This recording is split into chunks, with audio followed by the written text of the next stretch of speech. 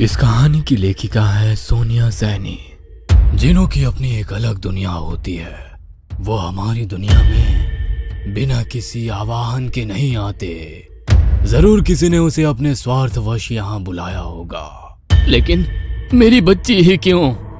आप मुझे कल तक का समय दो, मैं अपनी साधना से पता लगाता हूँ यह जिन यहाँ क्यों और कैसे आया है और आपकी बच्ची से क्या चाहता है। सारी रात आंखों में काटने के बाद अगले दिन सवेरे ही अब्बू तांत्रिक के पास पहुंच गए। मैंने सारी रात कब्रिस्तान में तंत्र साधना की है। आपकी बच्ची पर बहुत ही शक्तिशाली जिन का साया है। इस जिन को इसकी दुनिया में से खास मकसद के तहत बुलाया गया था। इस हवेली में रहने वाले सम्राट ने अपने अंधी महत्वाकांक्षा को पूरा करने के लिए एक ओझा को पैसा देकर जिनों की दुनिया का रास्ता मालूम किया। वो बहुत पहुंचा हुआ ओझा था। उसने अपनी महानता सम्राट के समक्ष सिद्ध करने के लिए जिनों की दुनिया के राज महाराज के समक्ष साझा कर दिए। जुनूनी सम्राट ने सब कुछ जल्दी और आसानी से पाने की जिद में जिन का आह्वान किया। अपनी दुनिया छोड़कर आने का क्रोध नेत्रों में भरकर जिन ने सम्राट से प्रश्न किया, क्यों बुलाया मुझे? राजा की आंखों में चमक आ गई। उसे लगा कि जिन की सहायता से वो सारी दुनिया को अपनी मुट्ठी में कर लेगा। मैं चांदपुर का सम्राट हूँ, तुम मेरी सेवा में हाजिर हुए हो। मेरी आज्ञा का पालन करना तुम्हारा धर्म है। सम्राट की बात सुनकर जिन ने अट्टहास किया, मैं किसी का सेवक नहीं, मैं पूछता हूँ क्यों बुलाया मुझे? जिन दुगनी तेजी से चिल्लाया और अचानक से पहाड़ की तरफ ऊंचाई में फैलने लगा। यह सब देख राजा को घबराहट होने लगी। उसने तो ओझा की लिखी पुस्तक में पढ़ा था कि जिन इंसान को अपना आका समझकर उसकी हर मुराद पूरी करता है, किंतु ये तो अलग ही मिजाज का जिन है। इंसान ने जब जब अपने दायरे से बाहर निकलकर दूसरी दुनिया को जानने की उत्सुकता में कोई भी मूर्खतापूर्ण कदम उठाया है, तो उसे विनाश ही हासिल हुआ है। मनुष्य बेशक दुनिया का सबसे बुद्धिमान और ताकतवर जीव है, किंतु हर बार उसका अध्ययन और अनुमान सटीक बैठे ऐसा जरूरी तो नहीं। ओझा के अनुमान के उलट ये जिन सृजन नहीं, विनाश लेकर आने वाला था। जिन फिर से गुर्राया, क्यों बुलाया मुझे मेरे लोक से? मामा जल्दी घर चलो। सचिन ने आकर माँ को झिंझोरा। सचिन की आवाज से माँ वर्तमान में लौट आई। क्या हुआ? कोई खास बात है क्या? माँ खुद अपनी आंखों से चलकर देखो क्या हुआ है। घर पहुंचकर माँ ने जो देखा उससे उनका कलेजा मुंह को आ गया। माँ ने देखा कि मैं खड़ा खड़ा गिर रहा था। विनी दोहरी आवाज में कुछ बोल रही थी। एक आवाज उसकी खुद की थी जिसमें वो मदद के लिए पुकार रही थी, और दूसरी मर्दाना आवाज बहुत भारी और गरज के साथ आ रही थी। मर्दाना आवाज स्पष्ट नहीं थी, लेकिन इतना जरूर समझ आ रहा था कि वो कुछ धमकी भरी बात कर रहा है। विनी का शरीर पूरा अकड़ चुका था। गर्दन बाएं ओर झुकी हुई थी। मुंह से बेतहाशा गिरती लार ऊपर की ओर चढ़ी हुई आंखें, और दोनों हाथ मानो अलग अलग दिशा में मरोड़े हुए प्रतीत हो रहे थे। उसके खुले बिखरे बाल पूरे दृश्य को और भयावह बना रहे थे। दूसरी ओर सोनी दीवार की ओर मुंह किए जाने की बड़बड़ा रही थी। घर पहुंचते ही इतनी भयानक स्थिति देखकर माँ थर थर कांपने लगी। हाथ जोड़कर विनी और सोनी को छोड़ देने की गुहार करने लगी। माँ को देखकर सोनी भी गुस्से में माँ की ओर ही घूरने लगी। सब कुछ इतना अप्रत्याशित और डरावना था कि दिमाग तो जैसे अपना काम ही भूले बैठा था, और दिल कह रहा था किसी तरह अपनी जान बचाकर यहाँ से भाग लो। हमसे गलती हुई जो इस हवेली में रहने आ गए। तुम जो भी हो, हम कल ही ये हवेली खाली करके चले जाएंगे, फिर कभी लौट कर ना आने के लिए। बस मेरी बच्चियों को बख्श दो। माँ विलाप कर रही थी। तू मेरी रेशम को ले जाएगी? विनी ने खून से सुर्ख आंखें टरेर कर गर्दन टेढ़ी करके कहा।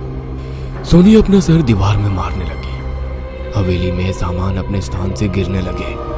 भवन के जर्जर पड़े भाग में एक हिस्से की छत गिरने की आवाज से हम सभी की चीख निकल गई। उधर वो जोर जोर से अट्टहास कर रही थी। हम सभी के रोने पीटने के बीच जाने कब अम्मा भी आकर हमारे पीछे खड़ी हो गई, हमें पता ही नहीं चला।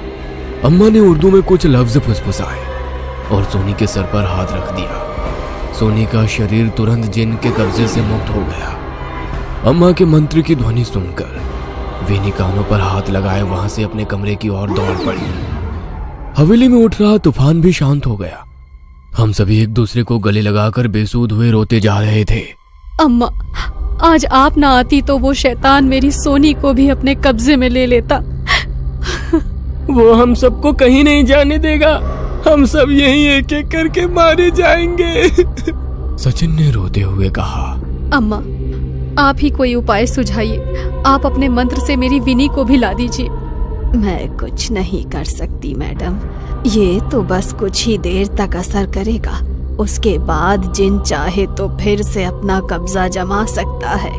आप अपनी कहानी पूरी करिए। आगे क्या हुआ, मुझे पूरा सच जानना है। जिन का क्रोध बढ़ गया। उसने इफरित की मांग की। सम्राट इफरित का अर्थ नहीं समझ सका। उसने जिन को धन दौलत गहनों का लालच देने का प्रयत्न किया। जिन ने क्रोध में अपना आपा खो दिया और उसने सम्राट की उसी क्षण हत्या कर दी। उसके बाद जिन ने जो भी उसके सामने आया सबका खून पी लिया। पूरी हवेली लाशों से पटी पड़ी थी। धीरे धीरे लाश वहीं पड़ी सड़ने लगी। पूरे गांव में खबर फैलने के कारण कोई भी हवेली के आसपास तक नहीं आया।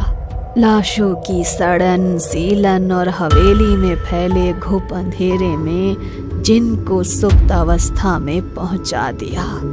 बरसों तक इंसानी हलचल ना होने के कारण जिन सबसे भीतर के बदबूदार और सीलन भरे कमरे में लुप्त हो गया। बरसों बीत गए। दशक बाद भी जब वहां कोई अनहोनी ना घटित हुई तो लोग धीरे धीरे उस हादसे को भूलकर हवेली के आसपास आने जाने लगे। फिर अंग्रेजी हुकूमत ने वीरान पड़ी हवेली को डाक बंगला बनाकर मेरे पिताजी को यहाँ भेज दिया। धीरे धीरे हवेली की साफ सफाई की गई। भीतर के जिस कमरे में मेरे अम्मी अब्बू रहने आए वहीं जिन भी अदृश्य रूप में विद्यमान था। दशक बाद इंसानी जिस्म की महक पाकर वो क्रोध में भर उठा, किंतु जैसे ही उसने मेरी आपी रेशम को देखा वो उसके जिस्म की महक से मचल उठा। इफरित वो खुशी से झूम उठा। इफरित यानी जिन की महिला साथी। जिन लोक में उनके लिए धन दौलत ऐश्वर्य किसी भी वस्तु की कोई कमी नहीं थी। बस एक ही वस्तु थी जो जिन लोक में नदारत थी, वह थी इफरित यानी महिला जिन। अक्सर इफरित को पाने के लालच में जिन अपना लोक छोड़ इंसानी आवाहन पर धरती लोक चले आते हैं। जिन मंत्रों का उच्चारण करके राजा ने जिन को बुलाया था वो सभी अरबी भाषा में लिखित थे, जिनका वास्तविक अर्थ राजन नहीं समझते थे।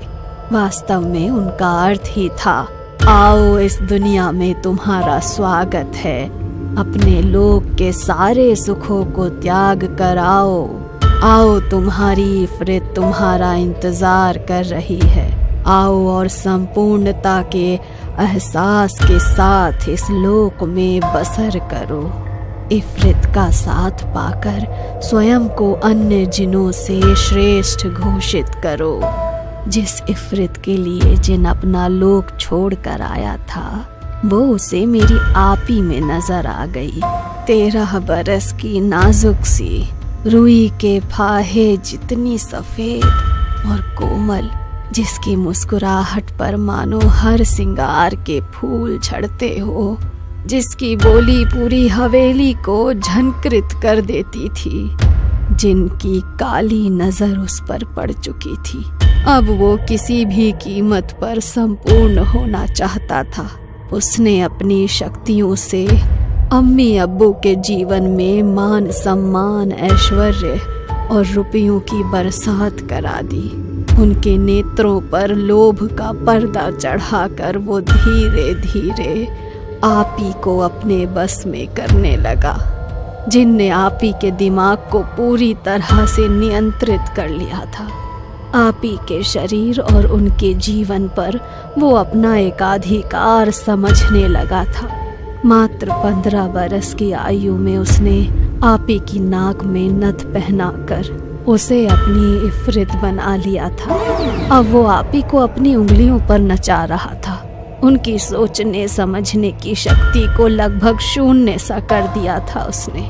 उनका दिमाग इस कदर जिनके बस में था कि अम्मी अब्बू की बात भी उनको समझ नहीं आ रही थी। पूरे 24 घंटे में से तकरीबन आधा घंटा ऐसा होता था जब जिनकी शक्तियाँ नग्न होती थी। उसी दौरान अक्सर कुछ चेतना लौटने पर आपी कमरे से बाहर निकलती या कभी मुस्कुरा भर देती। जिनका इंसानी रूह पर कब्जा करने का काम एक पल में नहीं होता। धीरे धीरे वो इंसान की रूह को अपना गुलाम बनाता है। उस समय अगर आपी अम्मी अब्बू को कुछ बता पाती तो शायद उनको जिन के चंगुल से बचाया जा सकता था। अम्मी अब्बू की आंखों पर पड़े लालच और सुख समृद्धि के पर्दे ने उन्हें आपी की ओर देखने ही नहीं दिया। जब तक उन्हें पता चला मेरी 15 बरस की कच्ची उम्र की आपी की कोख में उस दुष्ट आत्मा का अंश आ चुका था। अब्बू ने तांत्रिक के आगे हाथ पांव जोड़े कि किसी भी तरह वो मेरी आपी को बचा ले। पहले तो तांत्रिक ने स्पष्ट मना किया, परंतु बाद में वो अपनी शक्तियों के परीक्षण को राजी हो गया। अपनी क्षमता के अनुरूप तांत्रिक ने तंत्र मंत्र का सभी सामान एकत्रित किया और 3 ताबीज बनाकर साथ में रख लिए। हवेली के दरवाजे पर पहुंचकर जैसे ही उसने पहला कदम अंदर रखा, उसे मानो जोर का करंट सा लगा। तांत्रिक छिटक कर हवेली के भीतर आ गिरा। उसका शरीर नीला पड़ने लगा। अब्बू अम्मी तांत्रिक की हालत देखकर जिनकी शक्ति का अंदाजा लगा रहे थे।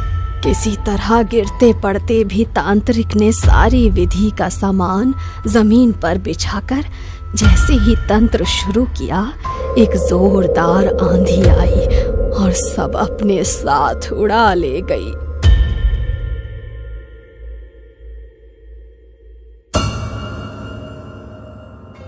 ये कहानी आपको अच्छी लगी हो तो हमें सब्सक्राइब करें, हमारा इंस्टाग्राम और फेसबुक पेज जरूर फॉलो करें। और हाँ दोस्तों, सब्सक्राइब करना भूलना मत।